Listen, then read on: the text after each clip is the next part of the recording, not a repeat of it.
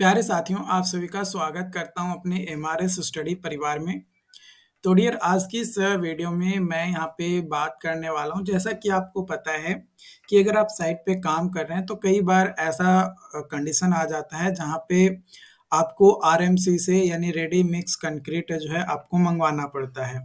तो जब आप आरएमसी में अपना ऑर्डर प्लेस करते हैं, जब आप ऑर्डर देने जाते हैं या आप ऑर्डर देते हैं, तो जनरली आप एज ए सिविल इंजीनियर आप साइट पे काम करवाते हैं, तो आप ऑर्डर तो देते नहीं है।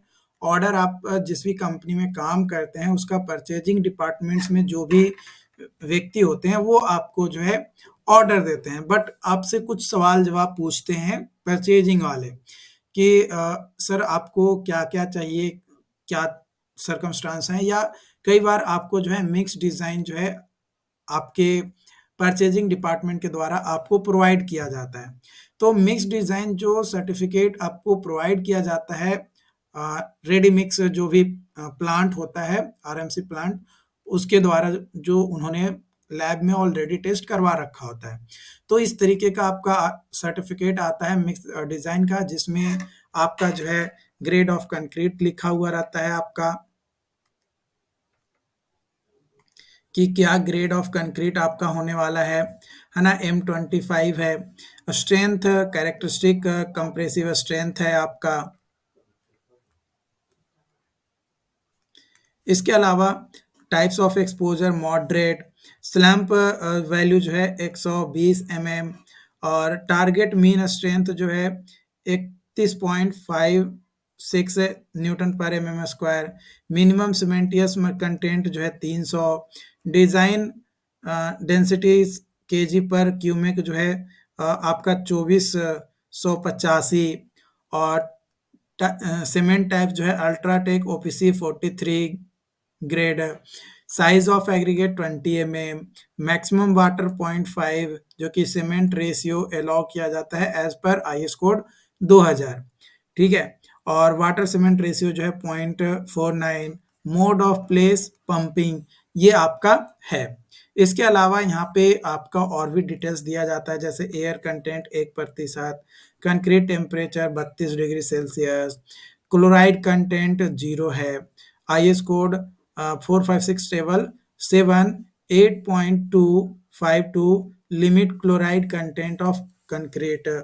फिर टाइप्स ऑफ एडमिक्सचर यस का Y40 है ना, फाइन एग्रीगेट अलग है ना, मतलब जो भी आपका रहता है फ्लाई एश है कि नहीं है, जो भी अप्रूव्ड सोर्स है, वो सारी चीज़ें आपको यहाँ पे दिया हुआ रहता है।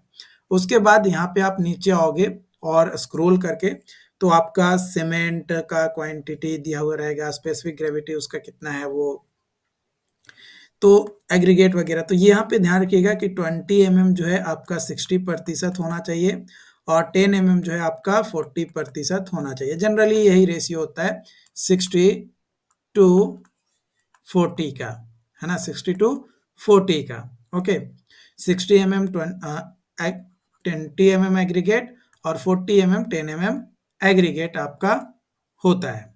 ओके, उसके बाद ये फाइन एग्रीगेट जो कि आपका सैंड है आपका यहाँ पे, जिसका स्पेसिफिक ग्रेविटी 2.65 दिया गया है। एग्रीगेट 10 mm का 2.76, 20 mm का 2.79। ये जो लोकेशंस है ये गुजरात का है। अलग अलग लोकेशंस पे ये जो स्पेसिफिक ग्रेविटी है ये चेंज हो सकता है। ऐसा नहीं है कि ये परमानेंट हो गया, ये हो गया तो भाई आपका कंप्लीट हो गया, नहीं, ऐसा नहीं है। ये टेम्पररी है, ऐसा नहीं है कि ये परमानेंट है, ये चेंज होते रहता है। ओके, फिर एड मिक्सचर कितना है वो दिया रहेगा, वाटर कंटेंट कितना है, वाटर सीमेंट रेशियो क्या है, और टोटल डेंसिटी क्या है, वो आपका यहाँ पे आ जाएगा। 1 MQ में आपका इतना आपका रहेगा, ठीक है। और ये क्वालिटी इंजीनियर्स का साइन वगैरह जो है आपको यहाँ पे देखने को मिलेगा, ये चीज़ें आपका रहेगा। तो जब आप सारी चीज़ें प्रोसेस आप कर लेते हैं, डिज़ाइन मिक्स वगैरह चेक कर लेते हैं जो आपके परचेजिंग डिपार्टमेंट के द्वारा दिया जाता है, तो जो परचेजिंग डिपार्टमेंट आपका ऑर्डर दे रहा होता है तो उसमें आपको इन तमाम पॉइंट्स को ध्यान में रखना है कि जो डिस्पैच टाइम है ना, साइट प्रिपरेशंस है, देखो साइट का प्रिपरेशंस तो आप साइट इंजीनियर हो तो आपको देखना पड़ेगा, लेकिन डिलीवरी शेड्यूल आपको ही बताना पड़ेगा कि भाई मेरा प्लान इतना है, 8 बजे, 10 बजे और 12 बजे हमको चाहिए, तो उसके हिसाब से वो डिलीवर करता है ना? फिर आपको क्या वर्केबिलिटी चाहिए? देखो अगर पंपेबल कंक्रीट है तो उसमें कोशिश करना रहता है कि जो स्लैम्प है वो ज़्यादा रहे, ठीक है? कई बार जो स्लैम्प का वैल्यू मान के चलो कि आपको साइट पे रिक्वायर्ड है 120 एमएम स्लैम्प, ठीक है?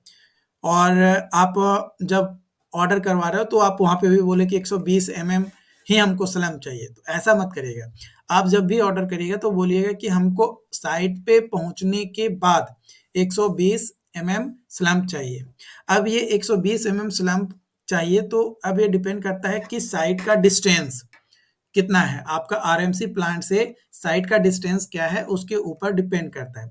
मानकर चलो कि आरएमसी प्लांट आपके साइट से 10-12 किलोमीटर है, तो आप उसको बोलिए कि 50 से 60 स्लम्प वाला भेजेगा तो आपको 120 अचीव हो जाएगा।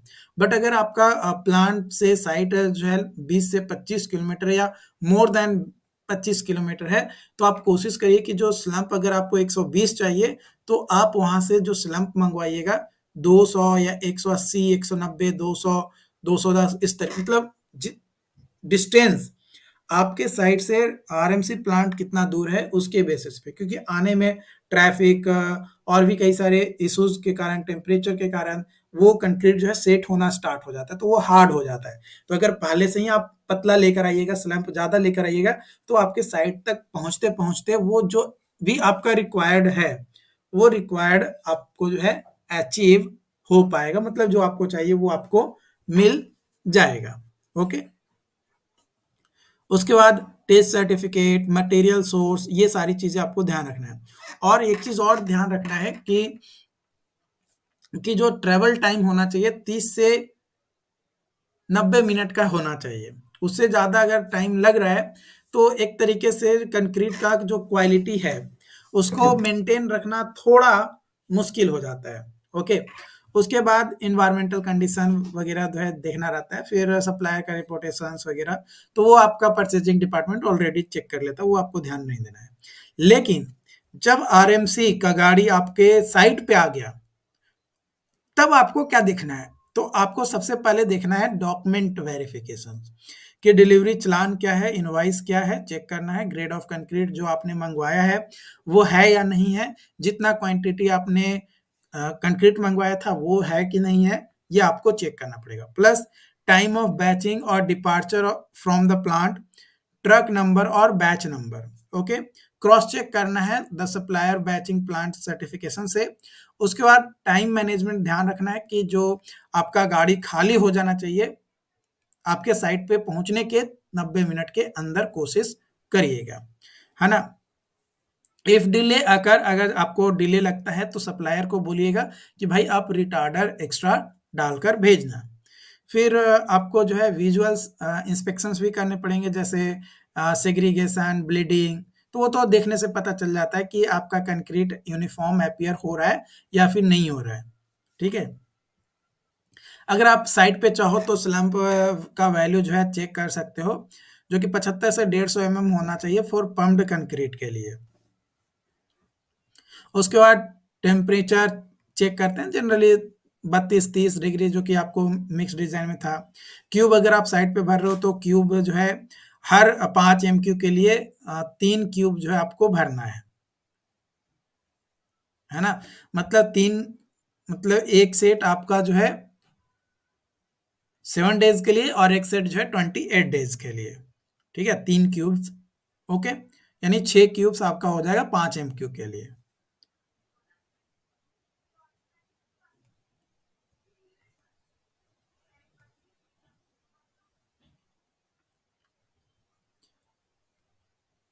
फिर अगर मान के चलो कि जो आप का आरएमसी ट्रांजिट मिक्सर है, उसको भी ध्यान रखना है कि वो रोटेट कर रहा है कि नहीं। अगर रुका हुआ है तो भी आपका 2 से 6 मिनट में एक बार रोटेट, मतलब 1 मिनट में 2 से 6 बार रोटेट होना चाहिए। और अगर मिक्सिंग हो रहा है तो 8 से 12 बार होना चाहिए 1 मिनट में। और कंफर्म करना है no water has been added during transit unless approve. मतलब जब तक अप्रूवल्स आप नहीं देते हो, है ना, मतलब जब आप साइट पे काम करवा रहे हो, आप जब तक अप्रूवल नहीं देते हो तब तक उसमें एक्स्ट्रा पानी ना मिले, इस चीज का भी जो है आपको ध्यान रखना है। जब आपको लगे कि हाँ बहुत ज्यादा जरूरी है, एकदम इम्पोर्टेंट है, पानी ऐड करना ही पड़ेगा, देन फिर आपको जो है पानी ऐड करने की जरूरत है। उसके बाद form work and pouring ready, मतलब चेक करना है आपको कंटिन्यूअस मिक्सिंग हो रहा है कि नहीं। इस तमाम पॉइंट्स को जो है आपको ध्यान में रखते हुए आपको जो है पूरा काम करवाना है। आई होप कि ये यहाँ पे जो भी पॉइंट्स मैंने आपको बताया, ये तमाम पॉइंट्स आपको जो है समझ में आ गया हो। मेनली साइट पे अगर आपका आरएमसी आया तो मेनली सबसे पहले आपको चेक करना है इनवॉइस, चालान, डिलीवरी चालान। उसमें सारी चीजें आपको जो है दिया हुआ रहता है। मैं एक अनदर वीडियोस आप लोगों के साथ शेयर करूंगा जिसमें किस तरीके का डिलीवरी चालान आता है, उसमें कौन कौन सी चीजें लिखी हुई होती है, वो तमाम चीजें आप लोगों के साथ शेयर करूंगा। मिलते हैं अगली वीडियोस में नई अपडेट के साथ। Thank you.